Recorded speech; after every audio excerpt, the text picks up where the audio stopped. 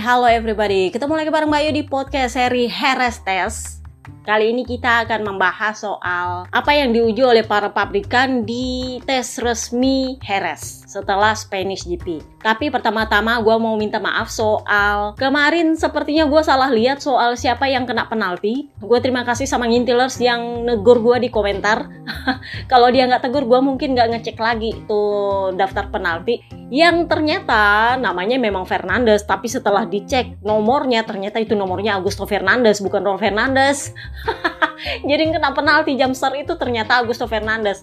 But anyway, bagaimanapun menurut gua, performanya Raul Fernandes lumayan. Karena dia itu start dari P17 dan finish di P11 kalau nggak salah. Gua nggak tahu apakah karena dia mungkin kena jatah KW1 sebagai rider Akamsi, who knows, gua nggak tahu juga. Karena di kota juga performanya bagus karena dia adalah rider tim Akamsi. Jadi kita lihat di Lemang apakah dia lumayan stabil atau enggak. Karena pada akhirnya di Heres Test dia menguji RSGP 24. Nah ini nanti kita akan bahas beneran pabrikan apa bukan. Karena kemarin ada yang nanya sama gue. So gue minta maaf soal kesalahan gue membaca penalti yang dikeluarkan oleh RD. Karena di situ cuma ditulis Fernandes, nggak ketahuan Raul Fernandes kah, Augusto Fernandes kah. Tapi intinya menurut gue Raul Fernandes memang performanya tetap bagus di Spanish GP kemarin. Gue juga mau terima kasih sama admin akun yang ngirimin gue ini mic. Hey mbak bro. Terima kasih so kirimkan kita mic ya. Dorong bilang bagus apa dengar. Jadi terima kasih. Tiba-tiba nongol di pintu gua, dibawain itu kiriman dari nggak tahu gua online shop mana gitu. Ternyata dari admin akun ngirimin gua mic. So ini mic adalah buah dari para member premium yang bayar iurannya. Katanya admin akun itu dibeliin mic buat gua. Jadi terima kasih buat para member premium. Ternyata duit kalian jadinya ini mic lumayan ya. So, back to the lapi. Secara resmi Kazakhstan GP itu ditunda ke akhir musim. Karena katanya daerah di sirkuit Sokol itu lagi kebanjiran sekarang. Gua nggak tahu apakah lagi kebanjiran sekarang ataukah lagi mengalami banjir sehingga tidak memungkinkan mereka melakukan persiapan tepat waktu untuk menggelar Kazakhstan GP di bulan Juni apa Juli ya kalau nggak salah. Masih lama sih tapi ya intinya adalah Kazakhstan GP itu digeser ke akhir musim meskipun tanggalnya belum diketahui. Dan ya meskipun itu agak ironi alasannya, tapi gua tahu pedok MotoGP itu agak hure-hure. Kenapa? Karena itu artinya mereka punya libur musim panas yang lumayan panjang. Jadi ya oke lah, nggak masalah untuk mereka. Setelah Argentina GP dibatalkan musim ini kan lumayan Kazakhstan GP dipindahin ke akhir musim sehingga jeda musim panas yang awalnya cuma 2 minggu 3 minggu itu jadinya 4 minggu kan lumayan. So kita bahaslah dari Yamaha. Kenapa Yamaha duluan Bayu? Karena ini adalah pabrikan yang paling nggak bikin apa-apa soal mesinnya. Padahal mereka punya fasilitas konsesi. Gua nggak ngerti. Apakah untuk menghemat anggaran? Gua nggak tahu juga. Padahal kalau dipikir mereka juga kaya raya. Karena mereka sanggup bayar Jordan mencela-mencela 12 juta euro. Sih, jadinya gosip berhembus sepoi-sepoi. Quartararo itu kecewa karena Yamaha ternyata nggak bawa mesin baru di Heres. Karena mereka sebenarnya pengen ikut tes private di Barcelona. Tapi karena katanya logistiknya agak ribet-ribet gimana, akhirnya mereka nggak bisa. Jadi cuman Papa Willow yang menguji di Barcelona. Nah, ekspektasinya adalah mesin barunya nongol. Sayangnya kagak nongol-nongol itu mesin baru. Ini bau-baunya kayak Honda tahun lalu yang ketika di tes Misano si Marc Marquez ngarepnya dapat mesin baru, yang nongol cuma sasisnya doang. Ya kayak gitu, yang nongol cuma sasisnya doang kemarin. Jadi yang nongol itu cuma sasis dan aero. Tapi ya kembali lagi, Dani Pedrosa udah bilang lu nggak bisa kecewa, nggak bisa ngeluh, nggak bisa marah. Karena lu udah tanda tangan sama mereka 12 juta euro loh. Itu lumayan buat nyumpel mulut lu, nggak usah protes sana sini. Nggak usah komplain dong, nggak bisa. Papa Lukas juga sebenarnya ada masalah empam, tapi dia juga lebih memilih untuk ya mari bekerja profesional, mengingat seat dia lagi terancam untuk ditukar guling. Kita akan tunggu apakah Pramac segera mendekat ke Yamaha atau lagi-lagi ini perkara soal negosiasi. Nah, Mario Meregali ditanya, kenapa nggak nongol-nongol mesin baru lu? Padahal lu kan konsesi, mesinnya dimanfaatkan dong. Jadi Mayo Meregali bilang, oh kami lagi nggak fokus sama mesin baru. Kami lebih fokus pada sasis dan aero baru. Yang mana kami ingin segera dihomologasi kalau para rider menyukainya. Sehingga mereka bisa memakainya di Lemang. Kita lihat nanti apa kata Quartararo di Lemang soal sasis baru ini. Apakah ada gunanya mengingat itu adalah home race dia. Jadi aturannya akan dia pakai ori ditambah dengan paket aero dan sasis baru. Apakah itu akan berhasil atau malah pada ambyar? Let's see. Nah, kita pindahlah ke Honda. Nah, Honda ini agak berbeda jauh dengan Yamaha. Honda itu memang tampak sekali memanfaatkan fasilitas konsesi mereka. Mereka nurunin mesin baru, mereka nurunin aero baru. Sayangnya itu mesin baru ditolak mentah-mentah oleh para rider pabrikan, terutama Papa Yohan. Nah, gara-gara itu pula Papa Yohan itu digosipkan akan didepak. Karena dia amat sangat ekstrim bilang no. Kalau Luca Marini sih memang nggak suka, tapi nggak se-ekstrim dan se-eksplisit Papa Yohan. Jadi sebenarnya di tes private Barcelona kemarin, Papa Yohan sama Luca Marini sudah menguji mesin baru ini. Dan mereka menolak, nggak akan dipakai. Itulah kenapa ketika Jerez Test, tidak ada satupun dari para rider pabrikan ini yang menguji mesin baru. Karena mereka sudah memutuskan no ketika di Barcelona. Jadi Papa Yohan bilang, Luca Marini setuju sama saya. Ya wajar lah, karena dia kan rider pengembang. Jadi Luca Marini sih iya aja, karena kan dia leadernya. Jadi pada akhirnya di Jerez Test kemarin, duo pabrikan ini kembali ke setting tahun lalu. Jadi segala sesuatunya dijalankan ke tahun lalu supaya menurut gue sih Papa Yohan terbiasa dengan apa yang dia gunakan tahun lalu untuk membandingkan apa yang salah. Sementara Luca Marini karena dia nggak tahu seperti apa motor tahun lalu ya dia cuman memberi masukan apa yang dia rasakan ketika menggunakan setup dan segala macam yang tahun lalu punya menurut Papa Yohan. Jadi kurang lebihnya sih seperti itu. Tetapi Honda nggak nyerah. Mereka tetap memutuskan membawa mesin baru itu tetapi diuji oleh duo LCR. Pangeran Rako Takaki Nakagami dan rider sengak Johan Zarco. Jadi ketika para rider pabrikan menguji aero baru, duo LCR ini menguji motor baru. Lengkap dengan aeronya juga sih. Apa kata mereka? Ya sama dengan rider pabrikan. Meskipun nggak se-ekstrim Papa Yohan. Jadi mereka bilang, kalau menurut kami, nggak ada bedanya sama motor lama. Motornya mereka yang sekarang itu nggak ada yang beda sama mesin baru ini. Jadi mereka bilang nggak ada keunggulannya. Sama aja. Jadinya ya, gue nggak tahu apakah ini salah Stefan Bradl sebagai test rider atau salah Papa Yohan yang menentukan mesin mereka ketika winter test. Masih ingat di Valencia mereka menguji jeroan baru itu dan Papa Yohan bilang saya suka sama motornya karena lebih panjang, lebih besar dan lebih ringan. Masih ingat? Dan tiba-tiba sekarang Papa Yohan bilang Honda berkembang ke arah yang salah. Kan lu yang menentukan mesinnya kakak. Jadi ya wajar kalau Honda ngeluarin SP buat lu. Karena kan semuanya berawalnya dari lu. Nggak mungkin lu kemarin yang memutuskan motornya mau pakai apa musim ini. Kan lu. Jadi gosip berhembus sepoi-sepoi, Papa Nina itu lagi digoda oleh Honda dengan gaji ya ada yang bilang 10 juta euro. Tapi kalau menurut gue sih 7-8 juta euro lah. Sedikit lebih tinggi daripada Luca Marini karena dia punya spesifikasi aka rider tim pabrikan di Aprilia. Jadi memang wajar kalau dia ditawari lebih tinggi. Tapi kalau sampai 10 juta gue nggak yakin. Tapi Pirtinya ini apakah Papa Nina mau? Papa Nina kan sudah bilang, saya nggak mau khawatir, itu urusannya manajer saya. Saya cukup yakin bahwa saya tidak akan didepak oleh Aprilia karena performa saya lumayan bagus sejauh ini dan saya ingin tetap mempertahankan performa itu. Jadi saya tidak khawatir soal saya akan didepak oleh Aprilia dan saya juga nggak khawatir kalaupun saya didepak saya juga punya tawaran artinya. Jadi dia bilang saya ada opsi dan saya tidak perlu khawatir. Nah ngomongin Papa Nina kita ngomonginlah Aprilia. Aprilia bawa apa? Aprilia bawa paket aerodinamis baru, ride height device baru dan katanya sih sasis baru. Yang ala-ala Robocopnya Yamaha. Kalau kalian ngintil gua udah lama kalian pasti tahu yang dimaksud dengan Robocopnya Yamaha. Jadi Aprilia menyebutnya sebagai motor laboratorium. Itu adalah motor percobaannya mereka yang secara ergonomis itu dikopi dari konsep Robocop-nya Yamaha. Gue lagi nyari-nyari itu. Kayaknya dulu gue pernah posting tapi saking lamanya gue lupa di mana gue simpan tuh gambar.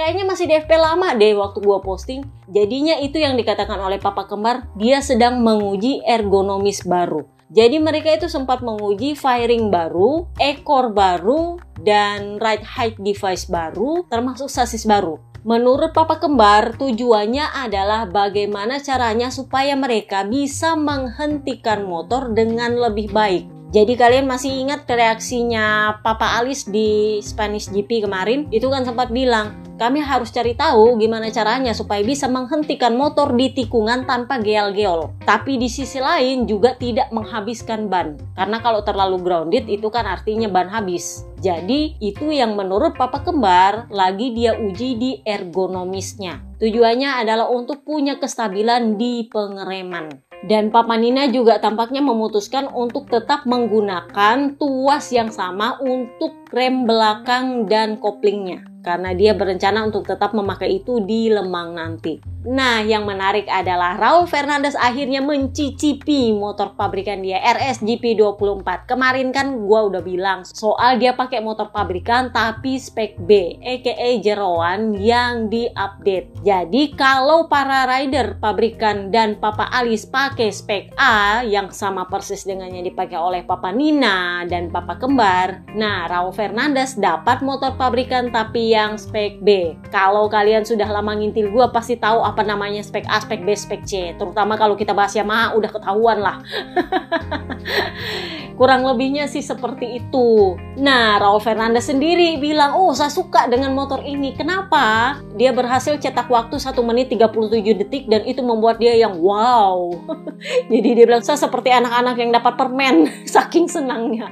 Sayangnya, saya harus menunggu sedikit lebih lama untuk bisa mengendarai motor ini untuk balapan. Sekitar 5 atau 6 race lagi. Tapi yang jelas saya suka sama motor ini. Tetapi memang saya harus lebih banyak belajar karena nampaknya dari segi aerodinamis dan balancing ini motor berbeda dengan motor yang saya kendarai sekarang, RS GP23. Jadi dia bilang, saya tidak tahu akan seberapa cepat saya beradaptasi kalau saya balapan dengan motor ini, tetapi kesan pertama saya dengan motor ini sangat positif. Jadi dia senang aja lah. Yang tanya kemarin, apa kabar dengan dia? Sebenarnya gini, gosip berhembus sepoi-sepoi ketika di kota itu adalah dia mau diperpanjang. Tetapi ketika di Spanish GP, Joe Roberts berhasil menjadi pemimpin klasemen pertama Amrik setelah mendiang Nicky Hayden. Jadinya mulailah ada sedikit pertanyaan dan gerakan-gerakan bagaimana kalau Joe Roberts dinaikin ke MotoGP tahun depan. Nah ini nih gosip berhembus sepoi-sepoi terkait dengan Papi Peri Brivio sebagai manajer Trackhouse. Jadi kan kalian tahu, Papi Peri Brivio ini adalah mantan manajer tim Suzuki yang udah dibubarin. Yang mana para rider mereka, Papa Yohan itu sudah membalap di Honda dan Papa Lucas sudah 2 kali pindah pabrikan malah dari Honda di LCR pindah ke Yamaha. Nah, dua-duanya saat ini seatnya terancam. Papa Yohan habis kena SP gara-gara pernyataannya di kota kemarin. Ditambah lagi dengan gosipnya dia sudah muak membapuk di Honda. Papa Lucas sebenarnya dia lebih baik sih kondisinya. Lebih nggak terancam. Tetapi masalahnya adalah demi mendapatkan tim satelit, seatnya itu bakal jadi bahan tukar guling kalau tim satelit itu minta jatah seat tim pabrikan. Jadi dia bakal dipindahin ke tim satelit. Nah itulah kenapa gosip berhembus sepoi-sepoi mereka berdua ini melakukan kontak dengan Papi Peri Brivio. Karena kalian tahu ketika mereka masih di Suzuki, mereka ini sangat dekat dengan Papi Peri Brivio. Jadinya gosip berhembus sepoi-sepoi ada ide dari Papi Peri Brivio untuk menyatukan kembali para mantan Suzuki ini berkumpul di Trackhouse tahun depan. Jadilah mereka Suzuki ala Trackhouse. Kenapa? Karena Papi Peri Brivio punya motor pabrikan Aprilia untuk mereka. Yang mana pabrikan itu di America's GP terbukti mampu menyaingi Ducati. Daripada mereka membapuk di Honda dan Yamaha ya kan?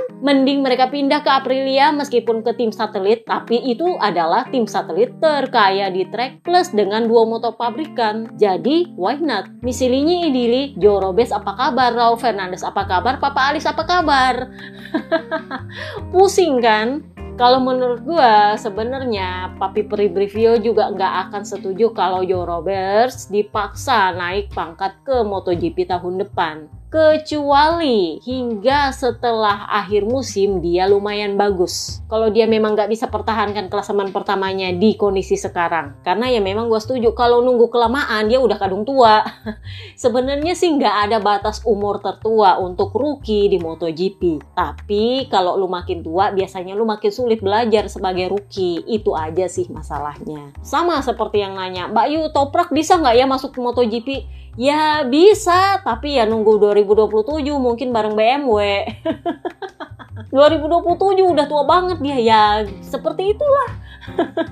Karena Yamaha kalau memang sudah mau masukin dia dari dulu-dulu ya dia udah masuk. Karena menurut gua mereka pakai Morbidelli itu cuman alasan aja. Kan Papi Perilin Javis sudah pernah bilang, saya menyesal lebih memilih Morbidelli daripada Toprak. Tapi pada akhirnya ketika mereka mendepak Morbidelli, mereka juga harus merelakan Toprak. So, itu cuman alasan.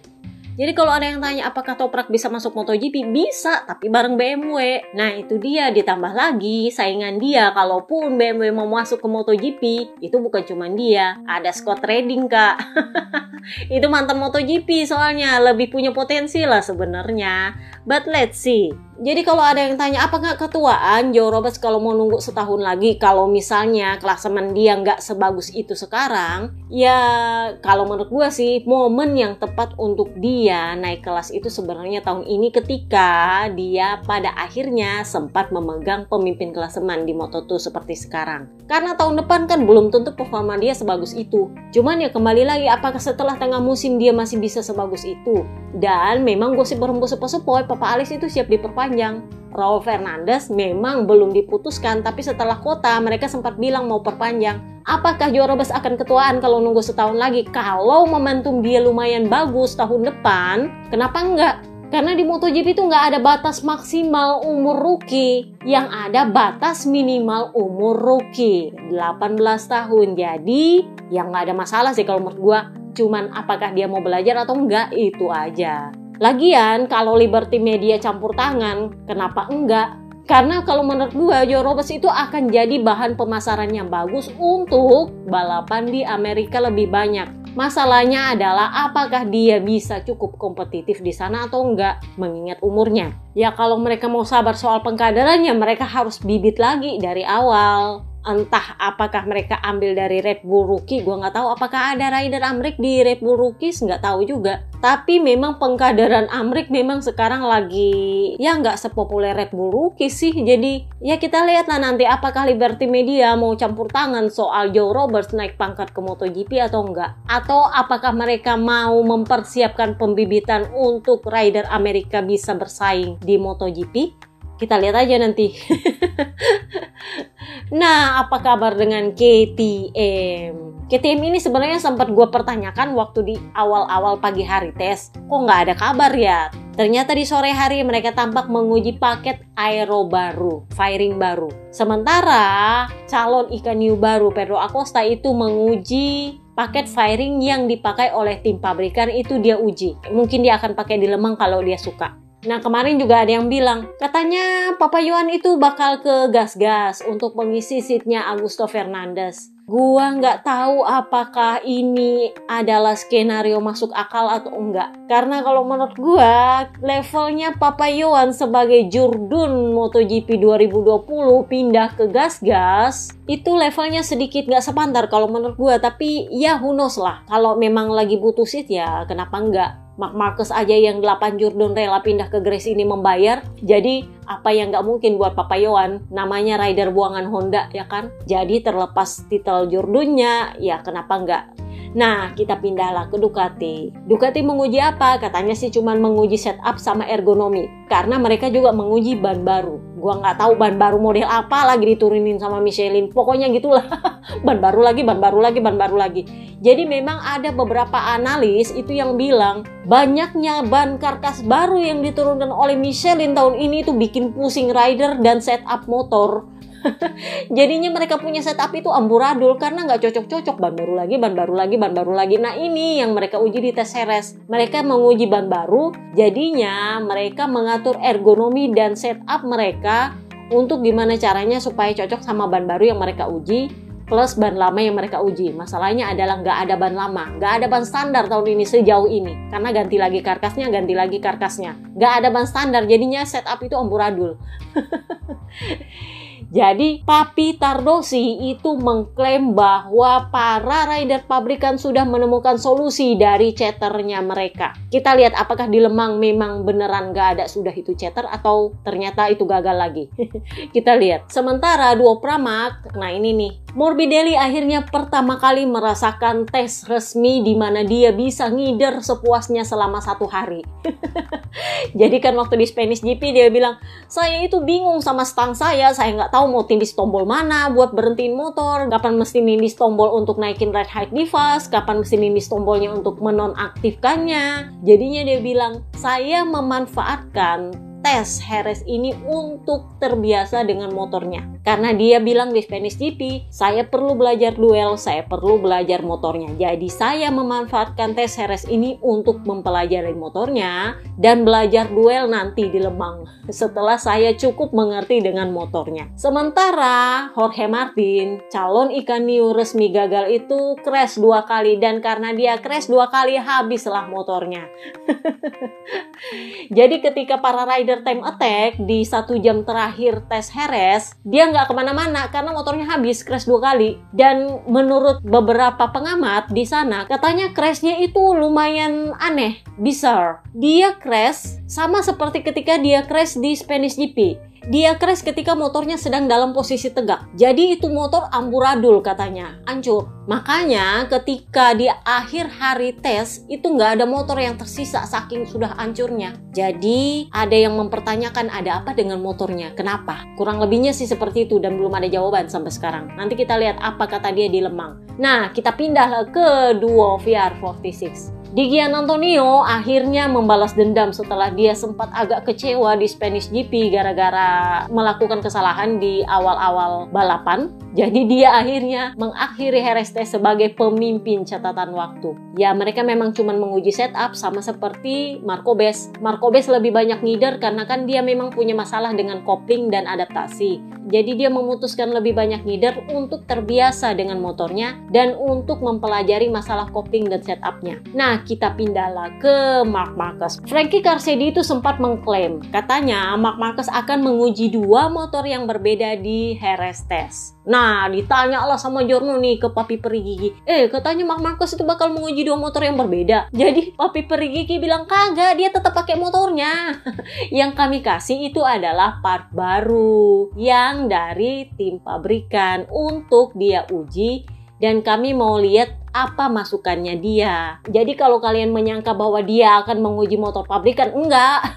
Dia tetap menguji pakai motornya, cuman motornya tidak identik. Nah ini yang dibilang oleh Marc Marquez. Saya tidak pakai 2 motor yang berbeda, cuman motornya tidak identik karena saya memakai part-part update yang oleh pabrikan ingin saya uji agar mereka mendapat masukan dan feedback apa yang saya rasakan mengenai part baru tersebut. Karena menurut Ducati akan lebih baik bila mereka memiliki lebih banyak masukan dan feedback mengenai part mereka itu. Kurang lebihnya sih seperti itu. Jadi dia bilang, secara keseluruhan saya sebenarnya cuma menguji adaptasi saya, juga untuk memperbaiki setup tuas rem saya yang sebenarnya sudah bagus, tapi ketika balapan kemarin nggak terlalu bagus. Jadi saya mau memperbaikinya di tes Heres ini supaya saya lebih terbiasa, sekaligus saya ingin memperbaiki komunikasi saya dengan tim supaya mereka lebih tahu saya ngomong gimana, maksudnya apa, dan mereka lebih mengerti maunya saya seperti apa. Karena ini adalah tim baru dan kami perlu banyak komunikasi sehingga nanti ketika weekend akhir pekan balapan komunikasi kami bisa lebih baik.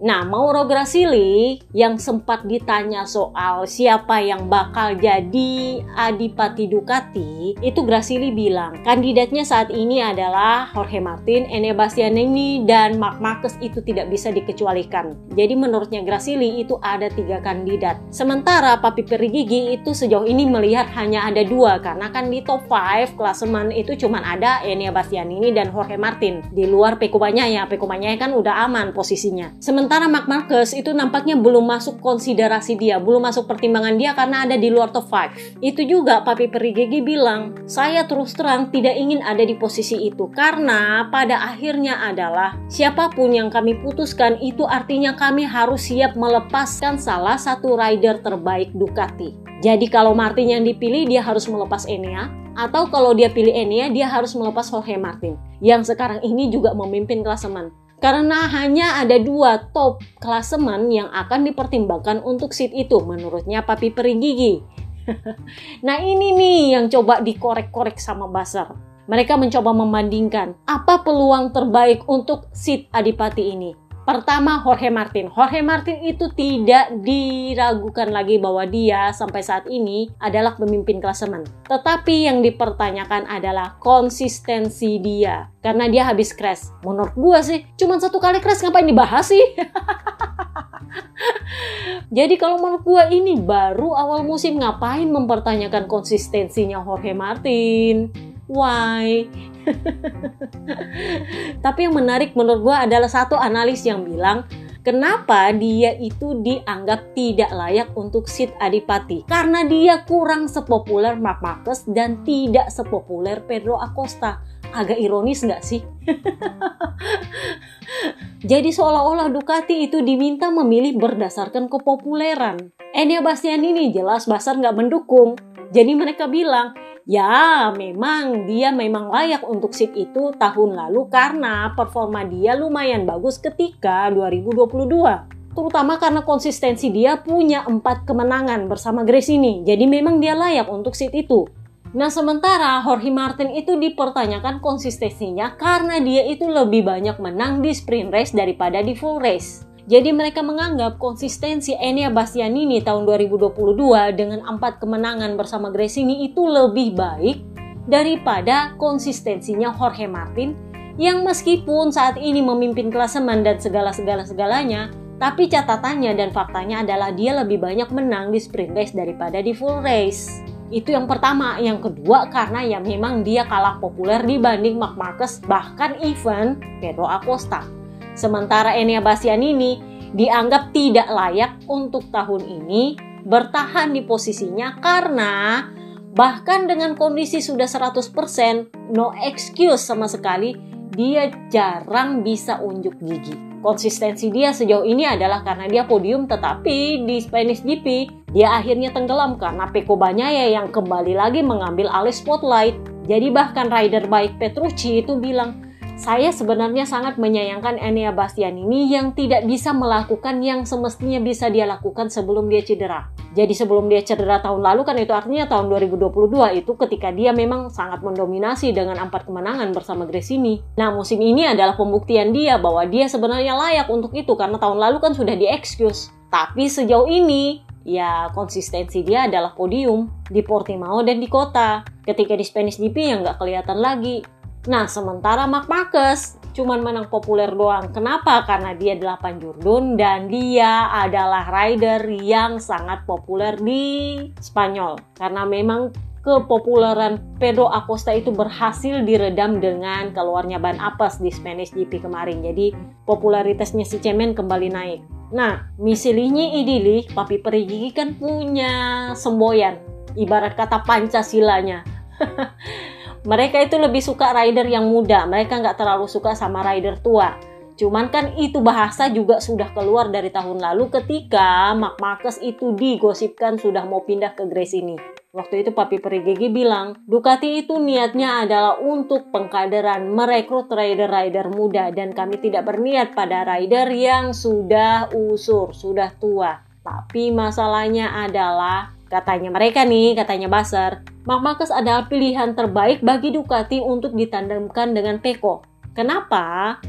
Karena kalau misalnya Pecco lagi nggak bisa untuk Jurdun, Marc Marquez bisa dijadikan pion. Jadi ini ibarat kata Yamaha zamannya Bebe Vale sama Lorenzo. Jadi dua-duanya akan jadi pion. Kalau satu nggak bisa, maka satu yang naik. Itu yang menurutnya Basser ABR bilang, Marc Marquez adalah pilihan terbaik bagi Papi Perigigi. Terlepas dari soal umurnya, terlepas dari masalah sponsor yang akan timbul. Karena naik ke tim pabrikan Ducati itu artinya dia harus lepas dari Red Bull dan harus bergabung dengan Monster. Nah, sementara Red Bull itu adalah sponsor hampir seluruh karirnya Marc Marquez.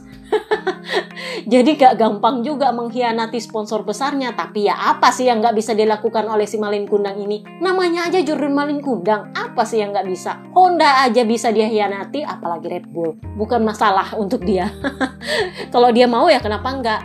Pirtinyi ini idili, apakah Papi Perigigi mau? Kalau Grasili sudah pasti mau. Kenapa? Karena itu artinya duit, Kak. Popularitas itu artinya duit. So, kita lihat nanti apakah Ducati akan membuat tim ala-ala Yamaha ketika Bebe Vale dan Lorenzo masih bersama. Itu ujungnya nanti bakal jadi ribut sih sebenarnya. Tapi katanya Petruk sih gigi dalinya itu terkenal dengan kekejamannya. Itulah kenapa dia berhasil membuat Ducati menjadi patron bagi para pabrikan lain di trek. Karena dia itu terkenal kejam. Jadi ya kita lihatlah nanti apakah mereka sanggup bikin ala-ala Yamaha zaman-zamannya Bebe Vale dan Lorenzo. Nah, ngomongin soal Bebe Vale itu ditanya soal anak didiknya. Itu kan banyak yang meragukan bahwa Pecco Bagnaia bakal Jurdun tahun ini karena dia tidak terlalu mendominasi di awal musim. Bebe Vale bilang apa? Dia itu bagus, masalahnya adalah kebanyakan faktor penghalang dia adalah rider lain yang bukan kesalahan dia sendiri. Dia banyak bertemu dengan rider yang ceroboh dalam riding style sehingga dia itu tidak punya jalan lain karena itu bukan faktor kesalahan dia. Sangat sedikit karena kesalahan dia tapi lebih banyak karena faktor rider lain. Di Portimao dia crash gara-gara Marc Marquez. Kemarin juga di sprint race dia crash gara-gara Brad Binder. Jadinya kalau mau dibilang apakah dia kuat atau enggak, ya sebenarnya dia kuat. Kalian bisa lihat dia di Spanish GP berhasil head to head sama Marc Marquez. Jadi dia bukan rider yang kurang mendominasi, tapi kalau dia ketemu rider yang ceroboh ya bukan salah dia memang. Ya berarti gara-gara apa sih? Tapi kan di sprint race Portimao kemarin juga dia crash sendiri. Bener gak? Itu juga kesalahan dia. Karena dia crash ketika dia memimpin. Tapi Bebe Vale bilang soal bahwa dia diragukan untuk bisa tampil dominan dan kuat musim ini. Memangnya ada yang peduli sama dia? Itu bukan hal yang perlu dibesar-besarkan, kata Bebe Vale. Jadi ditanya lah dia, jadi kira-kira lu bakal wildcard nggak? Tahu nggak Bebe Vale bilang apa? Jangan tanya wildcard sama gua udah ketuaan. Saya akan lebih fokus untuk balapan mobil karena saya masih dalam tahap belajar dan adaptasi, terutama di soal kualifikasi. Saya juga pengen ikutan lagi Bathurst 12 Hours di tahun depan.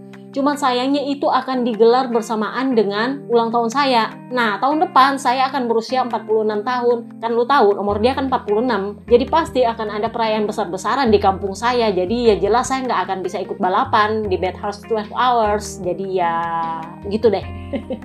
Intinya adalah jangan tanya wildcard MotoGP sama saya nggak kepikiran ke situ. Ya nggak terasa Bebe Vale tahun depan bakal 46 tahun. Jadi ya gua rasa emang bakal besar-besaran sih itu ulang tahunnya. Oke, itu aja podcast Harris Test kita kali ini. Weekend nanti kita akan memulai Fresh GP. See you next time guys. Bye-bye.